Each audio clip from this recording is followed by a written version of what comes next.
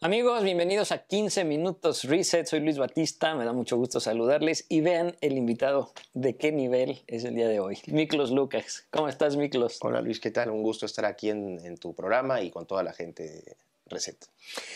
Tu primera vez en Puebla como conferencista, como ponente. ¿Qué mensaje nos traes? Porque sabemos que en tus redes sociales hablas de muchas cosas, pero en específico, ¿qué mensaje nos vienes a traer hoy? Vamos a decir, el resumen de toda mi aporte es la variable tecnológica. Variable tecnológica. ¿Qué importancia tienen los componentes científicos y tecnológicos en los cambios diversos que estamos viviendo hoy a nivel político, económico, sociocultural?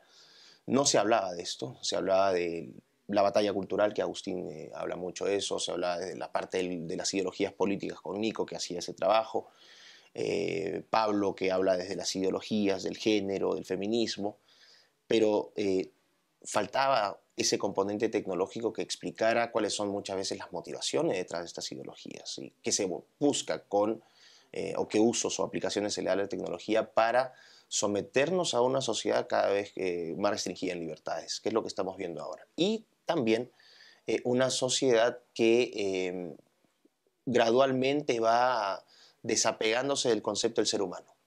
Entonces, cuando tú empiezas a ver todos estos géneros, ¿no?, que son infinitos, no es que haya 44, 158, esos son absurdos. Tú puedes tener el género que se te ocurra. O sea, en ese sentido, potencialmente tienes 7.800 millones de géneros. Aparte de eso, tienes todas las categorías trans, ¿no? Los transcapaces, que son estas personas que nacieron sanas y que voluntariamente se discapacitan. Una mujer que se tiró ácido en los ojos, otra que se siente en una silla de ruedas de por vida porque se siente impostora con sus piernas, gente que es transraza, que cambia su piel a través de cirugías, transexuales transgénero, los transbotánicos, gente que se siente planta, los transespecie, gente que se siente otra especie. Poco a poco, entonces, lo que vas viendo, y no es un impacto para la gente mayor, sino esto va orientado, siempre el objetivo es en los niños, los adolescentes, los jóvenes, no los mayores. Hacia eso va. A ver, hace rato me decías que no eres, digamos, como alguien que hable del transhumanismo y me hiciste una especificación. Para los que te siguen, muchos hablan Miklos, transhumanismo. ¿Cuál es esta especificación y por qué? Lo que pasa es que el transhumanismo simplemente es una ideología que enmarca los cambios de los cuales yo hablo. Y el transhumanismo, creo que yo no he sido el primero en escribir ni hablar sobre transhumanismo. De hecho, en habla hispana hay autores que ya lo han hecho. Perdón, pero soy el primero en sacarlo del ámbito académico. De acuerdo. Y soy el primero en darle un sentido real, práctico. Esto no es ciencia ficción, esto no es material de universidades, de filosofía. Esto ya está ocurriendo y es una política pública global.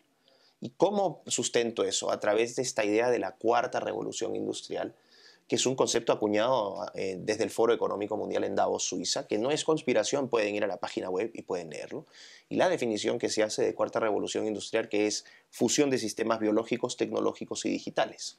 Fusión. Entonces, pero fusión para aplicarlo en humanos. En el libro que acabo de escribir, claro, que si me permite muy brevemente, Neoentes, Tecnología y Cambio Antropológico en el siglo XXI, que sale este viernes, pero pueden ya en preventa cuando quieran, los que quieran comprarlo, a nivel nacional. Y yo hablo cito directamente esta fuente de la Cuarta Revolución Industrial y me voy a la definición de la RAE, de la Real Academia Española, de lo que significa fusión. Y fusionar significa unir diferentes partes y formar una o más. Es integrarlas en una sola cosa, o en dos cosas, pero es integrar cosas aparte en una. Cuando tú hablas de sistemas biológicos, tú estás hablando de vida, todas las formas de vida, vegetal, animal, ser humano. Cuando tú hablas de sistemas tecnológicos, estás hablando de elementos físicos, minerales o los productos que se generan, las tecnologías. Cuando tú hablas de sistemas digitales, estás hablando de redes 5G, cloud computing o computación en la nube, todo lo que es conectividad. Entonces, fusiona eso, te da un cyborg. Vamos a ponerlo en términos muy... Entonces, eso suena muy conspiranoico. Pero el punto es que después empiezas a leer un libro que escribió Klaus Schwab, que es el director del Foro Económico Mundial, que se llama The Fourth Industrial Revolution, la Cuarta Revolución Industrial, y él abiertamente dice, y cito todos estos textos que él escribió en mi libro, y dice, vamos a mejorarnos cognitivamente con la tecnología. Vamos a editarnos genéticamente para ser más fuertes con la tecnología. Vamos a utilizar los algoritmos para tomar decisiones, la tecnología. ¿Dónde está la conspiración si son las palabras de Schwab, no son mías? Me viene a la mente ahorita, me invitaron hace un par de semanas a un evento que aquí en México hace la Fundación Telmex Telcel, que es la de este supermillonario Carlos Slim. Sí. Estuvo el señor Carlos Slim y todo, pero el primer ponente fue este señor que se llama, de hecho lo apunté porque, Michio Kaku. Un físico japonés. Bueno, lo que me llamó mucho la atención es que él empezó a hablar de todos estos avances científicos, tecnológicos aplicados a los seres humanos y llegó a un punto en el que dijo algo así como que va a desaparecer el Internet para que empiece a existir el BrainNet, meter un chip en todos los cerebros para que estemos todos conectados. Okay. Pero fíjate, lo que a mí me llamó la atención es que los 10,000 que estábamos en el auditorio casi que se pararon a aplaudirle y decir... Me preocupé y yo dije, ¿cómo está esto? Y entiendo que tú un poco analizas los límites éticos de todas estas propuestas. Así es. A ver, es mucho más fácil estar en la posición de Michio Kaku o de Yuval Noah Harari o de Neil deGrasse Tyson, ¿no? Este físico estadounidense, Brian Cox. Es muy fácil estar en su posición porque ellos son promotores de esta idea de mejorarnos tecnológicamente. ¿Por qué? Porque son financiados por los empresarios que les pagan para lograr esos objetivos. No, para promocionar estas ideas. Entonces, yo lo que digo es, acá hay intereses. Esta idea de que la tecnología va a ser usada para el beneficio de la humanidad, eso es creer en buenismos absurdos. Hay intereses siempre económicos y políticos. Siempre. En el libro investigo quiénes son los dueños de estas tecnologías. Y llegamos siempre a la misma situación. Los mismos de siempre. Porque la pirámide siempre tiene un final. Y el final es un puntito. Perdón, es Big Tech, Big Finance, todos los grandotes que se reúnen ¿en dónde? En Davos, Suiza, en las reuniones del Foro Económico Mundial. Ellos desarrollan las tecnologías, inteligencia artificial, biotecnología, nanotecnología, robótica. Ellos las regulan, ellos las controlan, ellos las aplican, ellos deciden qué usos se dan. Entonces, detrás de todo esto hay un fuerte componente de control demográfico. Eso es lo que no se dice. ¿A qué apunta ese control demográfico? Hay mucha gente en un planeta que ya no aguanta. No sé si has visto que siempre está este alarmismo climático. Si el hombre sigue destruyendo el planeta Tierra, todos nos vamos a morir. Esto te plantea un riesgo existencial. El ser humano es una plaga que de no ser detenida va a generar cambio climático y eso va a destruirnos. Por lo tanto, al haber un riesgo existencial, moralmente se justifica cualquier intervención que impida la materialización de ese riesgo. Y entras entonces a que, ¿cómo controlas las plagas? Lógica pura, exterminándolas o disminuyéndolas. No estoy hablando nada de conspiración, es pura lógica. ¿Cómo atacas entonces? No, es que esto es muy importante. ¿Cómo disminuyes entonces a la población humana? Apelando a su componente reproductivo. Ahí empiezas a unir los cabos, que es lo que yo hacía. ¿Por qué esta obsesión del sexo y lo reproductivo del progresismo? ¿Por qué están tan obsesionados? ¿Por qué todos se ponen el pin de la bandera arcoíris? ¿Qué es la bandera del globalismo? No es la bandera del colectivo LGBT. Aborto.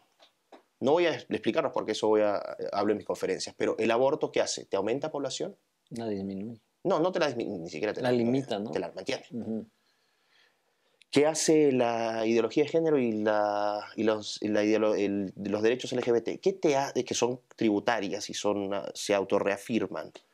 La ideología de género no es otra cosa que la promoción de la diversidad. ¿Qué tipo de diversidad? Una diversidad sexual, donde puedes tener cualquier orientación. Esto se asocia al concepto de géneros. ¿Qué tipo de orientaciones sexuales se promueven? Las orientaciones sexuales no heterosexuales, no procreativas. Ser hombre y mujer hoy es un crimen. Hoy tienes que ser diverso y se promueve abiertamente eso. Y a eso va la ideología de género, a deconstruirles la sexualidad a los niños. Entonces, ¿qué vas a tener al final? Una población de gente con orientaciones sexuales no orientadas a la procreación. ¿Por qué? Porque es una orientación sexual netamente recreativa. ¿Ok? Hechos concretos, y en el libro te doy 200.000 pruebas y lo aporto con fuentes de ellos, ni siquiera cito blogs oscuros, páginas consolidadas. Después, la agenda del feminismo. no es el empoderamiento de la mujer. La agenda del feminismo es el castigo, la punición del comportamiento sexual masculino. No te acerques a la mujer, no la veas, no la toques. Empoderada. ¿Por qué? Porque ahí estás evitando que si un hombre no se acerca a una mujer, no vas a tener procreación, por lo menos no natural. Y después si vas al especismo, al animalismo, ¿por qué se hace eso? Se aumenta la condición moral del animal, se aumenta la condición moral de un robot y se degrada moralmente al ser humano. Los animalitos nos enseñan a ser virtuosos ahora a través de todos esos videos tutoriales en YouTube donde el chanchito Pedro le salva la vida a la ranita Mónica y mira, los animalitos son mucho más lindos que nosotros.